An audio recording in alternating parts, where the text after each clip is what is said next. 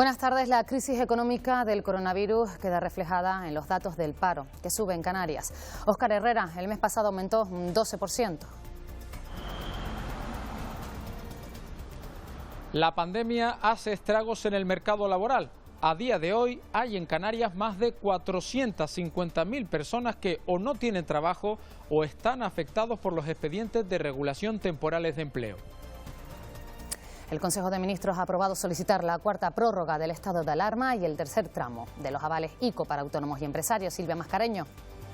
Sí, el Gobierno desbloquea 24.000 millones de euros para garantizar la liquidez de autónomos y pequeñas y medianas empresas y, tal como se esperaba, solicita formalmente al Congreso de los Diputados una nueva prórroga del estado de alarma, prórroga para la que no tiene los apoyos necesarios, por eso negocia in extremis con todos los grupos parlamentarios. Durante el estado de alarma, las llamadas al 112 por violencia de género han aumentado un 33%. Hoy el Instituto Canario de Igualdad ha hecho balance durante el mes y medio de confinamiento de cara a las distintas fases de desescalada. Se prevé un aumento de peticiones de auxilio, por ello han querido hacer una llamada de atención a la ciudadanía. Llamamiento del Instituto Canario de Hemodonación y Hemoterapia para poder aumentar las reservas de sangre. La emergencia sanitaria que vivimos precisa de la solidaridad de los ciudadanos. Un sector que retoma la actividad en esta fase cero es el colectivo de los dentistas. Durante el confinamiento atendieron a las urgencias y ahora reabren con garantías para prestar un servicio seguro. El Parque Natural de las Dunas de Corralejo, en Fuerteventura, es el rincón que les mostramos hoy en nuestro recorrido diario en este mes de mayo dedicado a la festividad de Canarias que se conmemora el día 30. No se pierdan todos sus encantos.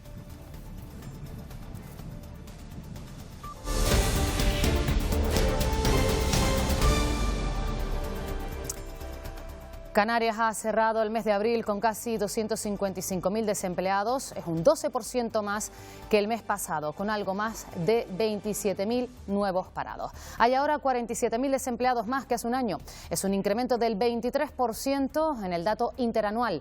El número de afiliados a la Seguridad Social cae hasta los algo más de 759.000 cotizantes. Son casi 39.000 personas menos que hace un mes, un descenso del 5% y 50.000 afiliados menos que hace un año, con ese descenso del 6%.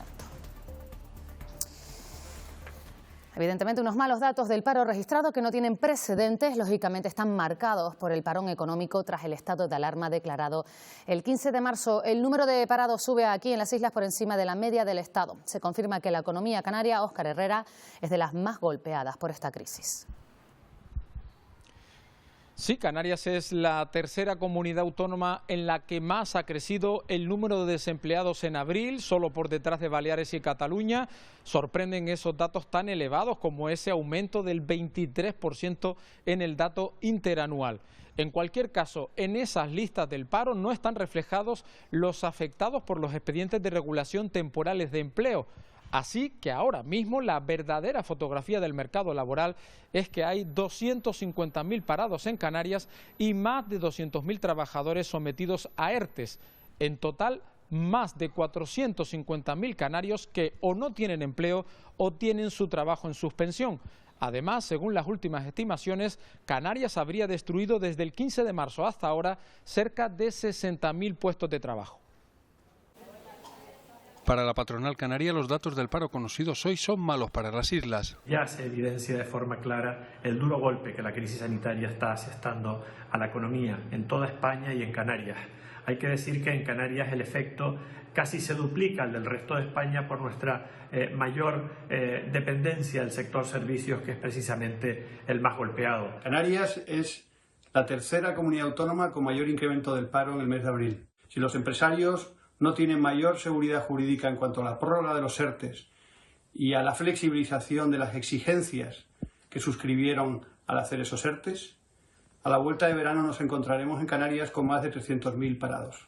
Para los sindicatos UGT y comisiones obreras, su opinión sobre los datos del paro se orientan en gran medida según cada uno de ellos entienda cómo ha sido la política empresarial sobre contratos. UGT hace una valoración negativa de los datos del paro, como no puede ser de otra forma. Sin embargo, los datos que hemos visto del mes de abril son quizás más esperanzadores de lo que creíamos en un primer momento, entendiendo que las empresas, la patronal, está optando por la tramitación de ERTE para mandar a estos trabajadores a una suspensión de contrato antes que optar por la extinción de los mismos. No es un buen dato y volvemos a hacer un llamamiento a esa corresponsabilidad, que hay instrumentos alternativos al despido y que desde nuestro punto de vista no se están utilizando de forma conveniente, pero ya no solamente en Canarias, sino también a nivel estatal con 282.000 desempleados más.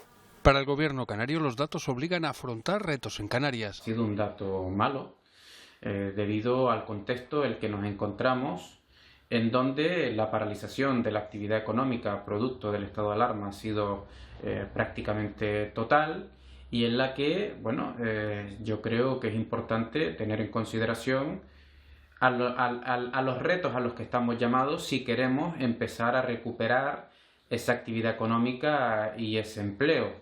Uno de los objetivos en los que puede haber unanimidad entre gobierno, patronal y sindicatos para frenar el aumento del paro es el mantenimiento de los ERTE por causa de fuerza mayor hasta el próximo 31 de diciembre. El Congreso debatirá mañana la cuarta prórroga del estado de alarma y de momento sin total garantía de que haya apoyos suficientes. Esta mañana el Consejo de Ministros aprobaba solicitar la cuarta prórroga del estado de alarma. Silvia Mascareño. Sí, el Consejo de Ministros acaba de aprobar, como decías, esa solicitud formal al Congreso de los Diputados de esa cuarta prórroga del estado de alarma, prórroga para la que no tiene garantizados los apoyos. Por eso el Ejecutivo negocia en extremis con todos los grupos parlamentarios, especialmente con el Partido Nacionalista Vasco y también con Ciudadanos, para contrarrestar y compensar un posible no del Partido Popular. El líder de los populares, Pablo Casado, ya ha dicho que no va a apoyar esa nueva prórroga, pero aún no ha aclarado si ese no apoyo significa un no o una abstención. Mientras tanto, el Ejecutivo insiste en que la prórroga del estado de alarma es la mejor herramienta para frenar la pandemia. Hemos aprobado una nueva petición de prórroga del estado de alarma que vamos a someter a la preceptiva autorización del del Congreso de los Diputados en el día de mañana. Asimismo, hemos aprobado un tercer tramo de las líneas de avales del ICO que, como saben, podrán llegar hasta los 100.000 millones de euros. En concreto, este tercer tramo va a contar con 24.500. Antes de esa rueda de prensa, la habitual rueda de prensa del Comité Técnico de Gestión de la Desescalada para analizar los datos que nos deja hoy la pandemia, datos que confirman la evolución descendente del virus en nuestro país. En las últimas 24 horas han detectado 867 nuevos contagios y han fallecido 185 personas. Esa cifra es un pequeño repunte respecto a ayer, pero se mantiene estable por debajo de los 200. Según los expertos, son buenas noticias, pero siguen haciendo un llamamiento a la prudencia.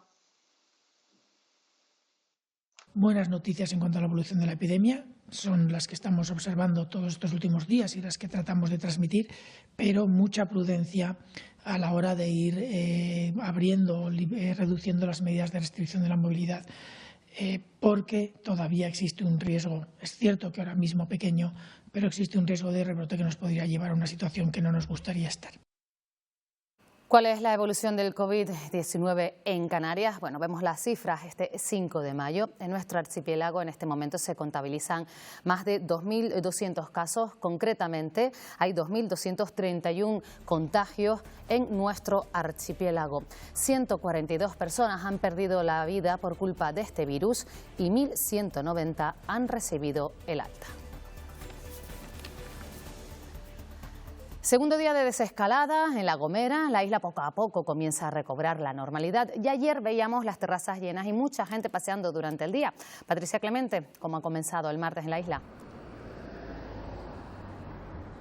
con una estampa muy similar a la de ayer, terrazas llenas y pequeños y medianos comercios atendiendo a sus clientes, también muchos vecinos disfrutando, paseando por las calles de la capital. Recordemos que San Sebastián de la Gomera es el único municipio de la isla que cuenta con franjas horarias, por lo que el Ayuntamiento capitalino ha creído necesario recordar las normas de uso de las dos playas habilitadas en San Sebastián, la playa de la Punta y la playa de la Cueva. Además, hoy el presidente del Cabildo, Casimiro Curvelo, ha solicitado al Gobierno de España mayor control en el puerto de Los Cristianos tras una imagen que dejaba ayer la zona de embarque llena de vehículos que querían venir hacia La Gomera o El Hierro.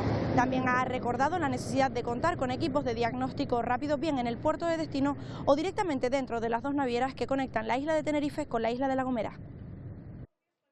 La isla de La Gomera poco a poco vuelve a la normalidad, aunque siendo de los pocos afortunados en la fase 1 y con un único municipio con franjas horarias, hay una petición que se repite mucho. Hemos demostrado en La Gomera que nos portamos bien, que lo hemos hecho todos bien, y yo creo que habría que ampliar un poco el margen. Por ejemplo, yo que tengo una persona mayor en casa, ahora la he dejado sola para poder venir a hacer mis ejercicios. Poder utilizar las playas ha sido todo un regalo. Practicar deporte o pasear son dos opciones muy utilizadas en la capital gomera, aunque es necesario recordar que hay normas que cumplir. El uso de la playa viene a poderse hacer el paseo por la zona de la arena, y el baño solo está autorizado para aquellos deportistas que practiquen la natación. Y no está permitido el uso recreativo, ponerse a tomar el sol o cualquier tema pues lúdico que se haga en la playa. El primer día de la desescalada, el puerto de Los Cristianos se llenó de vehículos y pasajeros con rumbo a las Islas Afortunadas.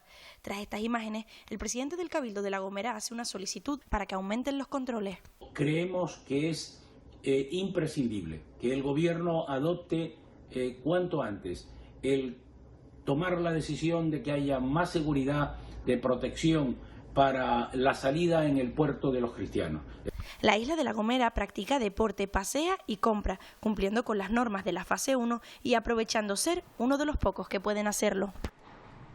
A lo largo de este mes de mayo, el Gobierno va a liderar la negociación para avanzar en ese pacto para la reactivación social y económica de las islas. Se ha hecho público un documento base en el que se recogen las líneas estratégicas.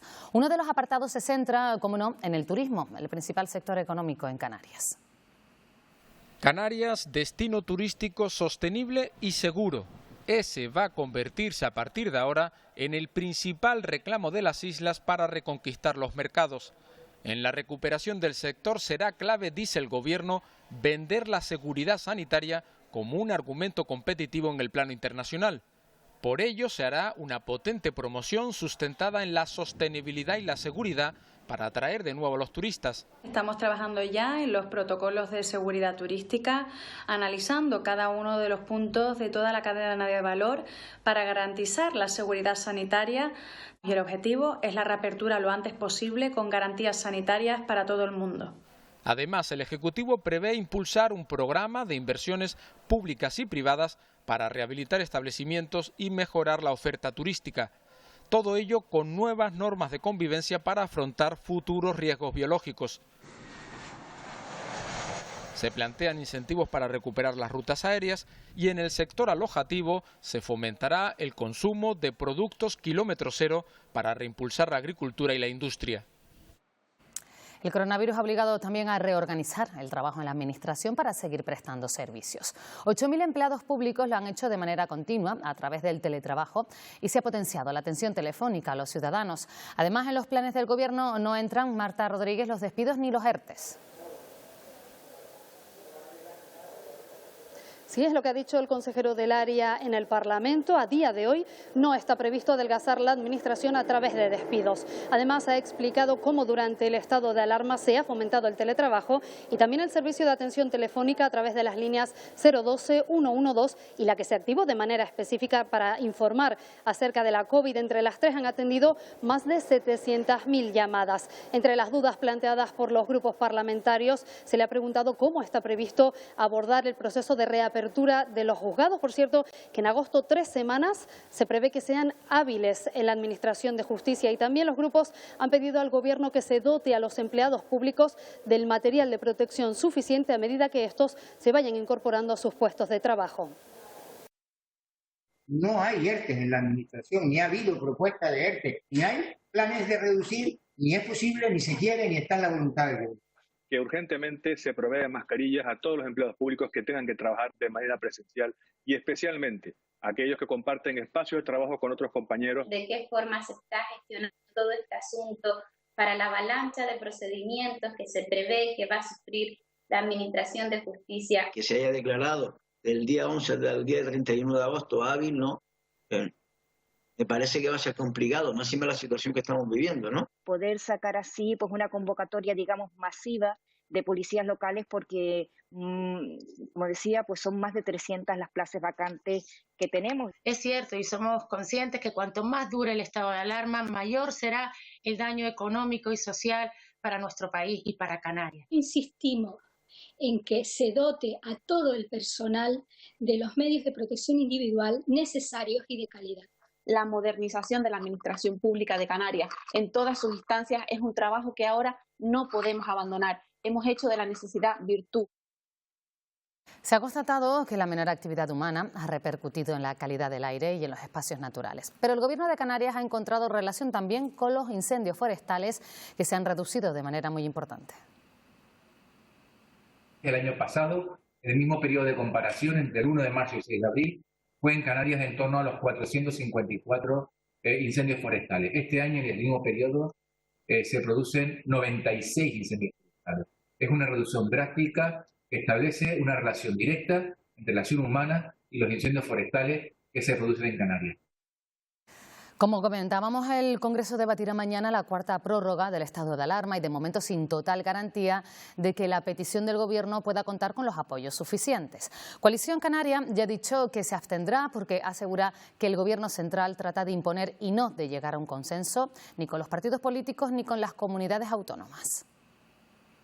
Nos parece que es un desacierto lo que está haciendo el Gobierno y lo único que le pedimos es que si quiere consensuar las medidas de alarma, que se siente, que dialogue, ya ni siquiera con los partidos de la oposición, como mínimo que dialogue con los partidos que le dieron el apoyo en el Congreso de los Diputados. Pero nada de esto ocurre y por eso, por lo menos por responsabilidad, nos vamos a abstener en este proceso del estado de alarma. Uno de los sectores más expuestos al coronavirus también vuelve a su actividad en esta fase 0. Les hablamos de los dentistas. Durante el confinamiento atendieron urgencias bucodentales y ahora reabren con las garantías de prestar un servicio seguro. Los dentistas forman parte de uno de los sectores con más riesgo de contagio por COVID-19. Esta semana reabren sus consultas atendiendo a los pacientes según el nivel de urgencia. No es lo mismo una urgencia de una sensibilidad que una urgencia de una muela rota, que eso hay que quitarlo urgentemente porque al paciente le duele muchísimo y además puede crear una infección que no solo le afecta a nivel bucal, sino que puede ser a nivel sistémico y tenga que ir al hospital.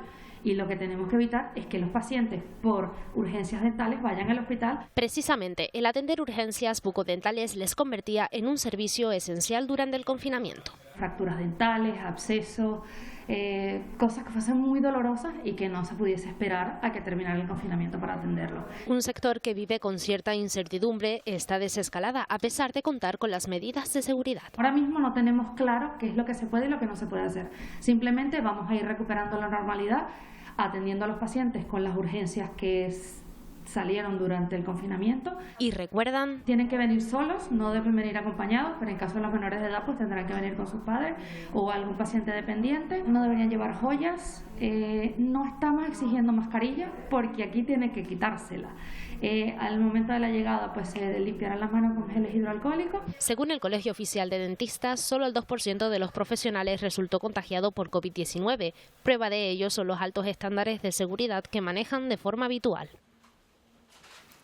En Las Palmas de Gran Canaria, el grueso de los comercios de la zona de Mesa y López abrirá sus puertas el próximo lunes, según indica la Asociación Empresarial.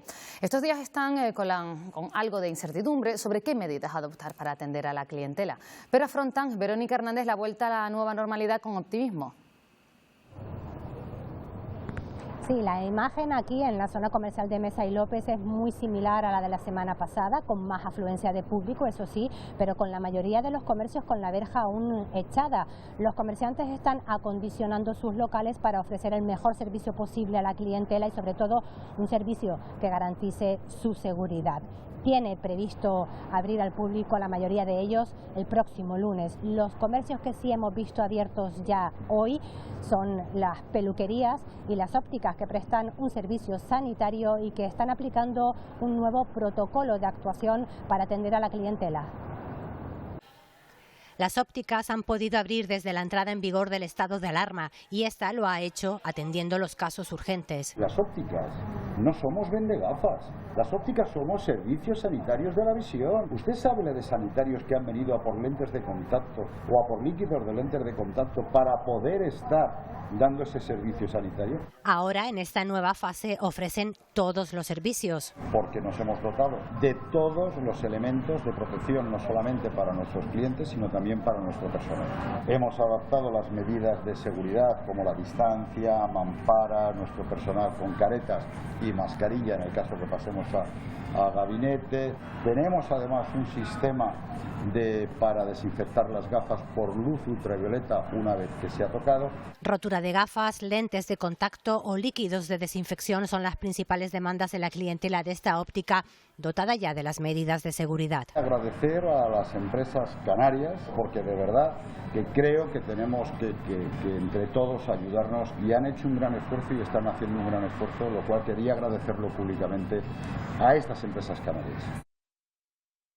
Ya después de la fase 1 en El Hierro, donde ya se inician los pasos hacia la llamada nueva normalidad, eso sí, sin bajar la guardia y con incertidumbre en sectores como el turístico. También han surgido dudas entre la población y la autoridad competente, Ari de Marichal, ya está al tanto. Sí, la Isla del Hierro ya ha arrancado esta primera fase donde también hay dudas entre la población, unas dudas que ya han llegado a la Dirección Insular de la Administración General del Estado, que las ha elevado al Gobierno central. En general, esta primera fase se ha llevado a cabo paso a paso con normalidad, con la apertura del pequeño comercio y también de las terrazas. En el sector turístico pueden abrir sus puertas apartamentos y hoteles, pero se enfrentan a una situación particular. No hay turistas ni visitantes. El Cabildo del Hierro, por su parte, estudia convertir esta isla del Meridiano en un destino COVID-free. Esta situación toca de lleno a El Hierro como destino turístico, donde puede haber una nueva oportunidad con el sello COVID-free. Garantizar esas medidas de desinfección entre inquilinos, entre las diferentes estancias, y el uso de guantes y mascarillas y algún tipo de señalización también, y sobre todo información para las viviendas vacacionales y las casas rurales. Hasta entonces preocupa en el sector cómo encauzar la nueva normalidad. No hay visitantes ni tampoco se permite la movilidad con fines turísticos. Afecta a hoteles, apartamentos, viviendas vacacionales y casas rurales. No se puede venir al Hierro simplemente para alojarse en una vivienda vacacional o en un hotel. En este establecimiento con 12 habitaciones, las zonas comunes permanecen así, sin clientes y con el servicio recogido. De septiembre en adelante, de momento no nos han anulado ninguno, anularon los de mayo. En la entrada tenemos el gel para poderse limpiar las manos. Después aquí sí, en recesión, pues que haya una mampara. Porque este tiempo de espera sirve para poner a punto todas las medidas. Tras más de 40 días de pandemia en Fuerteventura, solo quedan 2 personas con la enfermedad, una ingresada en el hospital y otra, Almudena Betancor, se encuentra en seguimiento domiciliario. De los 44 casos que se han registrado en Fuerteventura desde que se iniciara la pandemia, ya 42 personas han recibido el alta médica y tan solo quedan 2 pacientes todavía contagiados por COVID-19. Además, hoy la isla cumple ya 13 días sin nuevos contagios. Y en medio de esta crisis sanitaria y con el objetivo de ayudar a los colectivos más vulnerables, el Consorcio de Abastecimientos de Agua de Fuerteventura ha aprobado el aplazamiento de las cuotas pendientes de al menos 8 meses para todas aquellas personas que no puedan hacer frente a la factura. poder ayudar a aquellas familias que no pueden pagar ese servicio y por lo tanto poder tener un sistema de aplazamiento. Seguiremos en ese fraccionamiento, en la modificación de esa ordenanza, en este caso de cobranza del consorcio de aguas, para que incluso podamos ver la posibilidad de que definitivamente podamos suspender a aquellas familias necesitadas sin recursos económicos esos recibos, no solo en el aplazamiento, sino sí también en la condonación de los mismos. Nos vamos ahora hasta Tejeda, en el corazón de Gran Canaria, donde hemos asistido a una donación de alimentos para los más afectados por la crisis económica como consecuencia de la pandemia mundial. Un municipio que además está libre de coronavirus y en el que los vecinos pueden salir a la calle sin restricción de horarios por franjas de edad. Hasta el mismísimo Ventaiga llega la segunda donación de alimentos que recibe el municipio de Tejeda, más de 4.000 kilos de fruta y verdura para unas 30 familias. Nosotros desde Servicios Sociales trabajamos con una lista. Es verdad que cada vez se agregan muchas más personas, la cosa está bastante complicada. Un gesto solidario con el que colabora en primera persona el alcalde, pero también descubrimos a otro rostro muy conocido, el piloto de rally Juan Carlos Quintana. La traemos de Mezca Las Palmas. Hay alguna que otra empresa también que han querido colaborar, gente de aquí también del pueblo. Toda ayuda es poca para un municipio que vive en gran parte del turismo y que el confinamiento ha obligado el cierre de la mayor parte de sus negocios. El tema de los incendios nos hizo bastante daño, nos estábamos recuperando, parecíamos que estábamos ya levantando cabeza, como se suele decir. Pero en el pueblo del Almendro, en Flor, ya comienzan a ver la luz al final del túnel. Al tener menos de 5.000 habitantes, sus vecinos pueden salir a la calle sin tener en cuenta la franja horaria por edades. Toda una ventaja. Es un privilegio. Verás el pueblo como está, limpito, tal y cual. Nosotros estamos súper bien, súper contentos. Ya vengo a caminar ahora, bienísimo. Y es que este municipio cumbrero ha sabido mantener a raya el coronavirus, ya que junto a la aldea y Artenara no han registrado ningún caso positivo desde que comenzó la pandemia. El Instituto Canario de Modanación y Hemoterapia realiza un nuevo llamamiento para elevar las reservas sanguíneas. La emergencia sanitaria precisa de la solidaridad de los ciudadanos en estos momentos de gran necesidad. Cristo Negrín, además, Tenerife cuenta con un nuevo punto de extracción. Sí, desde hoy la isla de Tenerife cuenta con un nuevo punto de extracción localizado en Güímar. Recordamos que además de los requisitos habituales para donar en estas circunstancias, es preciso que el donante no presente síntomas respiratorios, tampoco haber estado en contacto con personas afectadas por la COVID-19 ni haber viajado en los últimos 14 días fuera de las islas. Desde el Instituto de Modanación y Hemoterapia se recuerda que la donación de sangre es una actividad esencial. Por eso, en estas circunstancias tan excepcionales, se recuerda a todos los ciudadanos posibles donantes que lo hagan solicitando cita previa y una vez concertada esa cita recibirá un mensaje en su teléfono móvil. Dicho mensaje servirá como justificante para el desplazamiento a los puntos de extracción. Es una satisfacción grande, bonita, debido a que tú sabes que tu sangre va a ayudar a otras personas que están ingresadas en los centros hospitalarios. Sigue habiendo los mismos enfermos, las mismas operaciones, los mismos accidentes, la sangre sigue haciendo falta. Entonces, nos ha costado mucho transmitir el mensaje de que es una actividad esencial que está permitida, pero dentro de un control para tener siempre las máximas garantías, sobre todo para los donantes. Italia y España inician su desconfinamiento con limitaciones similares y el mundo nos observa para ver si la fórmula funciona y aplicarla en otros sitios y también para ver si volvemos a ser un destino de confianza turísticamente. Roberto González. Pilar, ¿qué tal? Buenas tardes. Me temo que habrá que esperar, aunque conviene ir generando confianza en los países emisores de turistas como Alemania. ¿Se han planteado ustedes qué puede estar pasando por la cabeza de un turista alemán a la hora de planear sus vacaciones? ¿Qué expectativas pueden tener? Der Spiegel nos da una aproximación. El semanario alemán nos muestra las vacaciones de una familia alemana y se pregunta ¿dónde nos vamos de vacaciones? Y muestra lo que sería Costa Corona, una localidad que podría ser española, podría ser aquí en Canarias perfectamente, desangelada, con las instalaciones y los hoteles a medio abrir y con el coronavirus de trasfondo. Súmenle a eso la recomendación del comisionado alemán de turismo pidiendo a los alemanes que no viajen a España ni a Italia y verán el enorme reto que tienen ante sí todavía en nuestra principal industria en Canarias.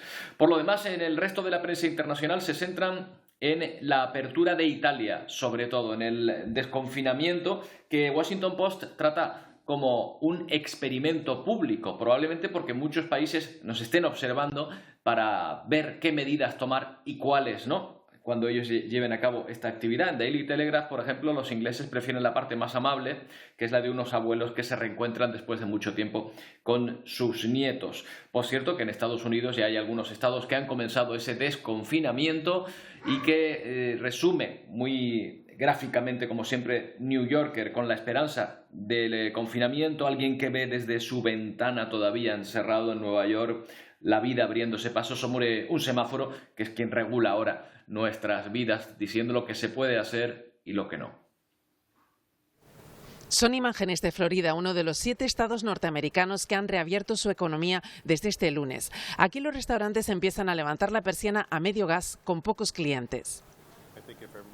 Este ciudadano de Florida es uno de los primeros en sentarse a comer en un restaurante. Él considera que si se mantiene la distancia social no tienen por qué aumentar los contagios.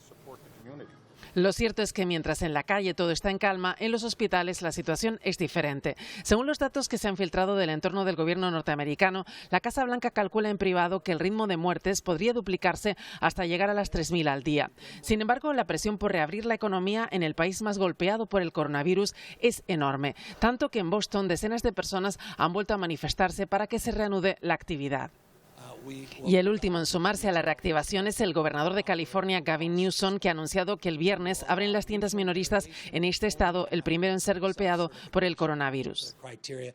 Mientras tanto, en Europa, el Reino Unido se ha convertido en el país con más muertos del continente, con más de 32.000 fallecidos, superando incluso a Italia. Y en el país transalpino, Venecia reanuda su actividad mientras se mira con prudencia si sigue la tendencia a la baja en la curva de contagios. El progresivo desconfinamiento va a cambiar el paisaje de muchas empresas. Además de las medidas de higiene básicas como el gel, los guantes, las mascarillas, algunas han decidido apostar por la tecnología para dar confianza a sus trabajadores. En Tenerife, la compañía energética Cepsa ha incorporado una cámara termográfica en el acceso a sus instalaciones para controlar la temperatura corporal.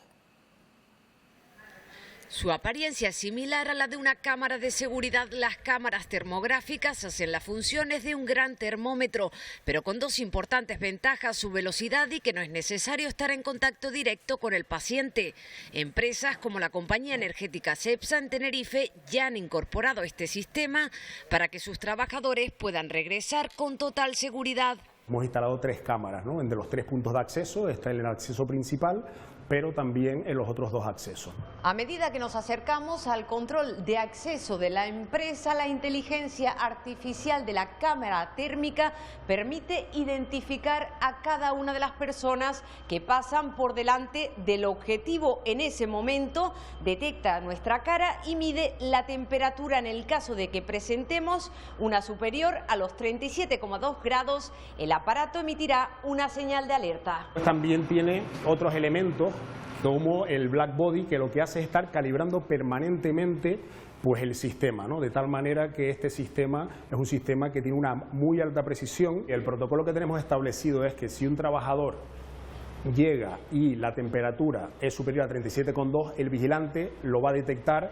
y lo va a parar, no le va a permitir el acceso, le va a decir que se ponga a un lado y tras esperar un minuto va a repetir una segunda vez el acceso. Y así hasta una tercera vez. Si después de 3 veces la temperatura sigue siendo superior a 37,2, se le impide el paso. Permite medir la temperatura a 10 personas de forma simultánea, siempre respetando la distancia de seguridad. El margen de error del aparato son 3 décimas. Esta semana es decisiva para tomar el pulso a cómo será la reanudación de las clases en el próximo curso escolar. La consejera de Educación, María José Guerra, lleva varios días reunida con los agentes educativos para acordar cómo será ese escenario. Tenemos conexión con la directora general de personal de la Consejería de Educación, Marisol Collado. Marisol, ¿qué tal? Muy buenas tardes. Hola, muy buenas tardes, Pilar. Bueno, se está elaborando, se está viendo qué vamos a hacer, cómo nos los planteamos, cómo será esa reanudación. Ayer la ministra de Educación planteaba arrancar el próximo curso con la mitad de alumnos en las aulas. ¿Usted qué opina? Bueno, pues la consejera está reuniéndose con los distintos sectores. Hoy tocó la Mesa Sectorial de Educación. Recordemos que es el organismo donde nos reunimos con los sindicatos para negociar y para establecer las cuestiones, los criterios para el desarrollo de la actividad del personal docente. Pues hoy en ese marco, en el marco de la Mesa Sectorial, la consejera quiso dar sobre todo un mensaje de tranquilidad y de apoyo al personal docente a través de sus representantes sindicales, así como pidió también a estas organizaciones sindicales la colaboración. Necesitamos lo que denominó la consejera un cogobierno, ¿no? Un intento de caminar juntos, de colaborar juntos, de tratar de establecer una pauta común consensuada con los distintos sectores, e inició este camino con los sindicatos hoy. ¿Cómo será? Pues será, creemos que, bueno, en principio, con mucha tranquilidad, despejando incertidumbres, intentando quitar desasosiego, fundamentalmente con los criterios de las autoridades sanitarias, y también, bueno, pues barajando distintas posibilidades. Los sindicatos hoy hablaron desde una especie de pilotaje, que sería experiencias voluntarias de centros que quieran ir incorporando poco a poco su alumnado, y los de los cursos terminales, cuarto de la ESO, segundo de bachillerato, ciclos de FP. Puede ser ese camino el que iniciemos. También está la otra posibilidad que planteaban otras organizaciones sindicales, no incorporación del alumnado, sino incorporación poco a poco del profesorado, para ver fundamentalmente cómo resiste nuestro sistema educativo. Pero un sistema educativo basado en el teleestudio, ¿cómo sería? Desde luego que eso tenemos que reforzarlo. Teniendo en cuenta los criterios que está barajando las autoridades sanitarias, las ratios, los grupos de alumnado con el profesorado suficiente, pues vamos a tener que establecer unos criterios de teletrabajo y teleestudio y teleeducación. Hablaba un sindicato hoy de manera muy acertada de un nuevo modelo educativo. Perdón, estamos hablando de que tendremos que establecer un nuevo escenario, un nuevo marco donde desarrollar las actividades del proceso de enseñanza-aprendizaje, donde todos tengamos que adaptarnos de una manera fundamental. Bueno, estamos viendo cómo se plantearía ese futuro. Me imagino que muchos padres y madres viendo ahora mismo y preguntándose cómo se plantean si sus hijos tienen que estar, pues imagínense, X días presencial en el colegio y otros tantos en casa, ¿con quién se quedan, no? ¿Cómo sería esa conciliación laboral y familiar? Indudablemente, para la escuela para el sistema educativo es muy preocupante esta situación. Lo que pasa es que tenemos que afrontarlo como un reto social. No solo es educación quien tiene que responder a esas graves y grandes preocupaciones, porque además muchos docentes somos también padres y madres y también tenemos esa preocupación, pero es un reto social, un reto que tienen que asumir las empresas, las administraciones de distintos tipos, la movilidad, la accesibilidad. Es un reto que tenemos que plantearnos como sociedad y no solo como escuela y como sistema educativo. El sistema educativo tiene un montón de preocupaciones, un montón de retos, pero hay cosas que tenemos que hacerlas en compañía y en colaboración con otras instituciones y con otras entidades, porque solo no podemos. No podemos ver la institución exclusivamente como un sitio donde dejar a los niños y a las niñas. Tenemos que verlo como una situación también, como un entorno seguro, saludable, y entonces en ese marco tenemos que afrontarnos como sociedad este reto que se nos enfrenta ahora con esta situación de la pandemia, que nos afecta de manera importante a todas las actividades de nuestra vida, desde subirnos a una guagua hasta ir a una biblioteca, hasta pues ir al supermercado o una gasolinera. Está afectando a tantos aspectos distintos de nuestra vida que desde todos esos aspectos tenemos que afrontar también la conciliación familia-trabajo, familia-escuela. Son demasiados factores para que lo asuma solo educación. Tenemos que ver qué otras posibilidades y otros valores aportar. Sí, señora Coya, brevemente, porque no nos queda tiempo, una pregunta. Estaba hablando de que están hablando con los sindicatos, que están debatiendo con ellos, y claro, en cuarto de la ESO, lo comentaba antes, y también pues segundo de bachillerato, que se juegan el título. Hay algunas comunidades que dicen que pueden volver pues 15 días antes de terminar el curso. ¿Qué plantea Canarias? Canarias está escuchando a todo el mundo para establecer los criterios. Es una posibilidad, y una posibilidad importante, sobre todo la más clara que tenemos seguramente será la de segundo de bachillerato por las pruebas de la EBAU.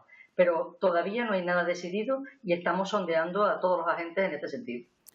Marisol Collado, directora general del personal de la Consejería de Educación, como siempre, muchísimas gracias por atendernos. Buenas tardes. A ustedes, buenas tardes. Continuamos. El confinamiento genera un repunte del 33% de las llamadas de emergencia por violencia de género al 112. Otro dato relevante en la comparativa de abril es el aumento en un 31% en las acogidas de los dispositivos de emergencia de mujeres agredidas. Ahora, con la fase de desescalada, pues esperan un aumento de peticiones de auxilio y se pide ayuda a la ciudadanía. Aumento del 33% en llamadas al 112 en denuncias por violencia de género y aumento del 31% del número de mujeres y sus hijos en casas de acogida durante el confinamiento. Datos que hacen saltar las alarmas, sobre todo de cara al periodo de desescalada. Cuando una mujer se planta, o sea, cuando una mujer dice hasta aquí, no aguanto más, me voy, es cuando los agresores se plantan y dicen o mía o de nadie. Y ahí va a haber un mayor peligro, la experiencia nos lo dice también, un mayor peligro de ataques, de agresiones físicas y un mayor peligro también de posibles asesinatos. Por lo tanto, es ahí donde tenemos que estar vigilantes. Los protocolos utilizados durante este tiempo han funcionado, tanto las mascarillas 19 como los mensajes a través de las redes sociales o Internet, recursos que pueden no llegar a todas las mujeres, pero con las que se intenta hacer llegar el mensaje de que no están solas. El hecho de que haya una mayor conciencia por parte de la ciudadanía, evidentemente hace síntoma, ¿no?, de que nuestra sociedad está mucho más sensibilizada, de que la labor de sensibilización que estamos haciendo están calando. En los primeros 4 meses del año, el Instituto Canario de Igualdad ha entregado $500 millones en ayudas directas a mujeres víctimas de violencia de género. En Lanzarote el número de casos activos por coronavirus se mantiene en 16 personas. De esos casos, 5 pacientes, Salvador Cruz, permanecen en el hospital. Y de esas 5 personas, Pilar, buenas tardes, 2 reciben cuidados intensivos en la unidad de medicina intensiva y 3 están en planta. El resto de los casos que permanecen activos, 11, están en casa pero bajo seguimiento médico. Lanzarote acumula 10 días sin registrar nuevos diagnósticos y en este momento hay hasta 157 personas a la espera de conocer si el test que detecta la COVID-19 da positivo o negativo. Una cifra más, 63, es el número de pacientes que ya han superado la enfermedad. Y la Guardia Civil ha intervenido hasta 14 nazas ilegales ahí en Lanzarote. Las jaulas de pesca no cumplían con la legislación, no estaban balizadas y algunas estaban sumergidas a más profundidad de la permitida. Estaban repartidas entre Playa Blanca y Puerto Calero. Los efectivos policiales emplearon un ancla para poder subir las nazas a bordo de la patrullera. La Policía Nacional ha detenido a un hombre por intentar acuchillar a la gente que se disponía a detenerle por amenazar de muerte a unos vecinos. Los hechos ocurrieron en el barrio de Pedro Hidalgo, de Las Palmas de Gran Canaria.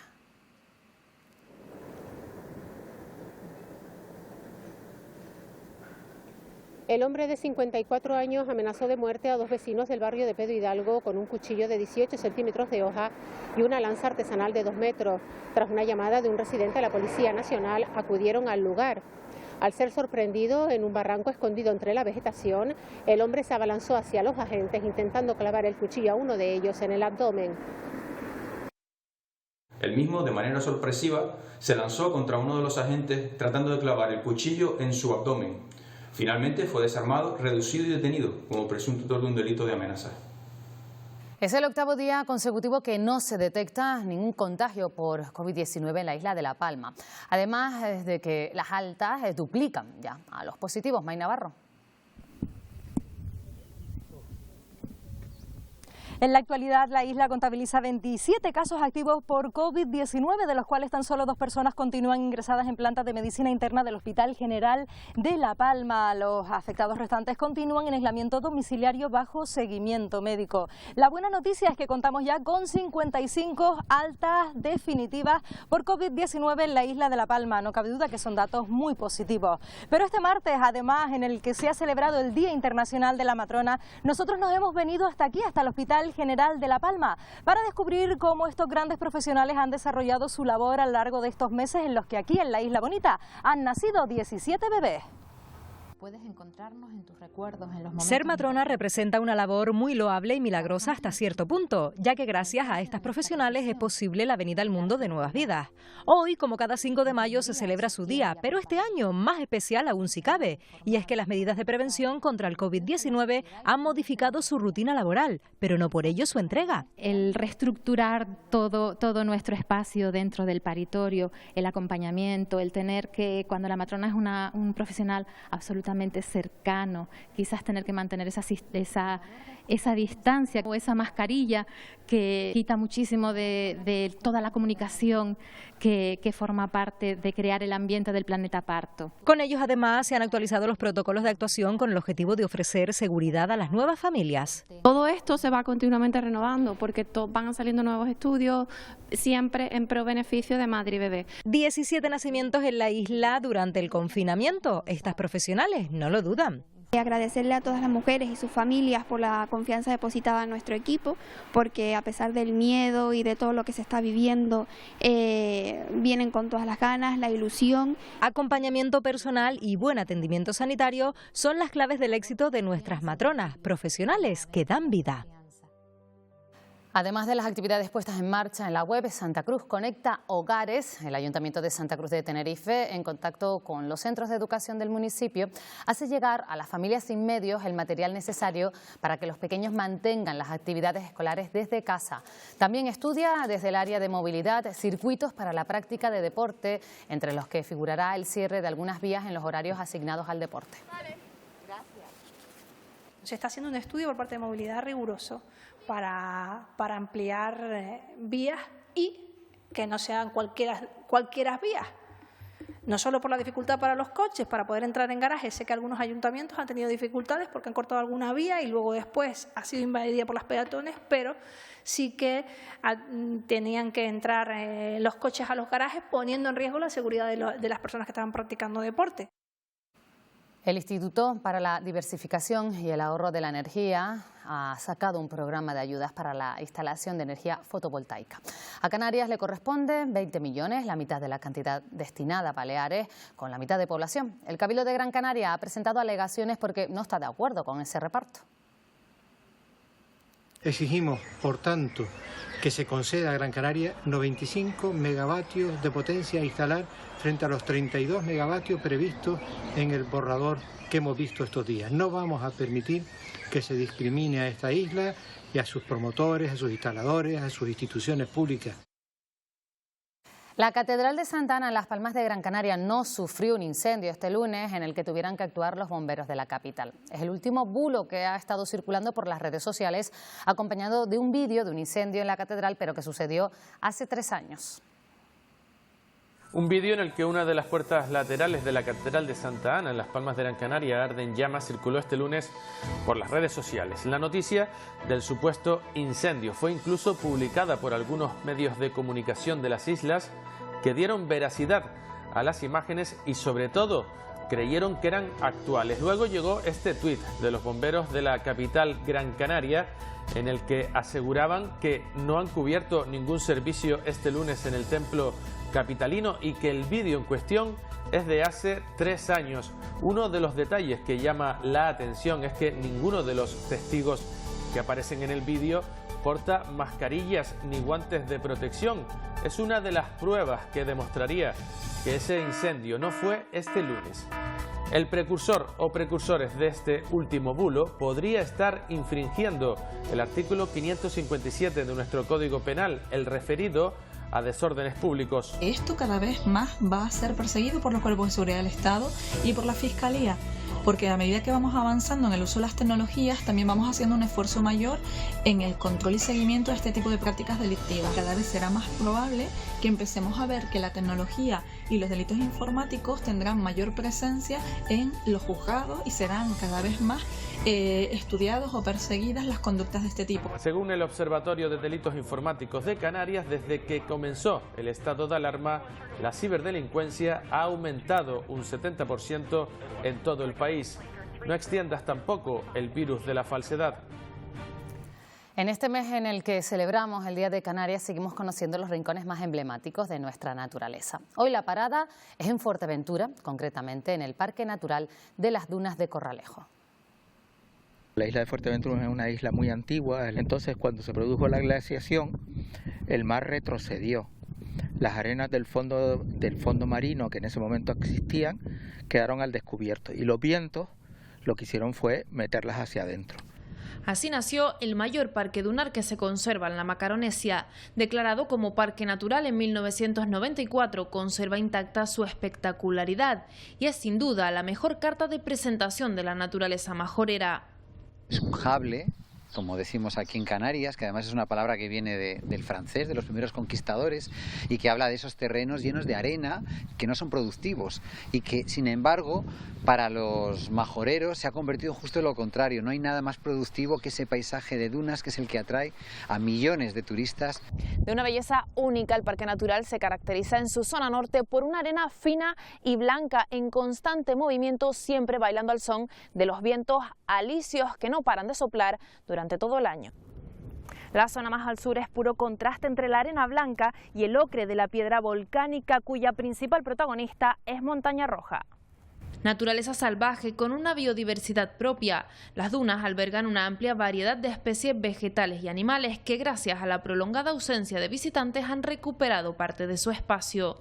Para las aves, por ejemplo, era siempre muy complicado poder sacar adelante sus polladas porque había muchas molestias de los turistas y de nosotros. Y esperemos que ahora, cuando nosotros volvamos por fin otra vez a las playas, mantengamos por lo menos esas zonas que ellos han reconquistado. Conseguir el equilibrio es clave para el futuro. Desde el punto de vista de la Reserva de la Biosfera y del Parque Natural, nos da mucha pena que no puedan venir la gente a disfrutar de esta naturaleza. Lo que sí pensamos es que estábamos quizás sobrecargando el sistema y que ahora tenemos un momento para reflexionar. Reflexionando ante este paisaje, bien se podrían utilizar las palabras que usara Miguel de Unamuno para referirse a Fuerteventura y traerlas a este lugar y a este siglo, que es ahora más que nunca un oasis en el desierto de la civilización. Queremos terminar compartiendo con ustedes momentos como este. Así anocheció en Tenerife. Se observa pues como poco a poco se va el sol, se va oscureciendo el cielo.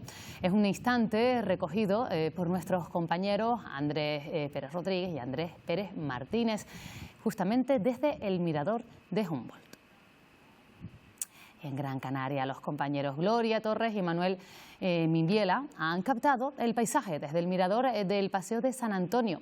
Nosotros vamos a hacer una pequeña pausa y regresamos con los deportes. Les esperamos.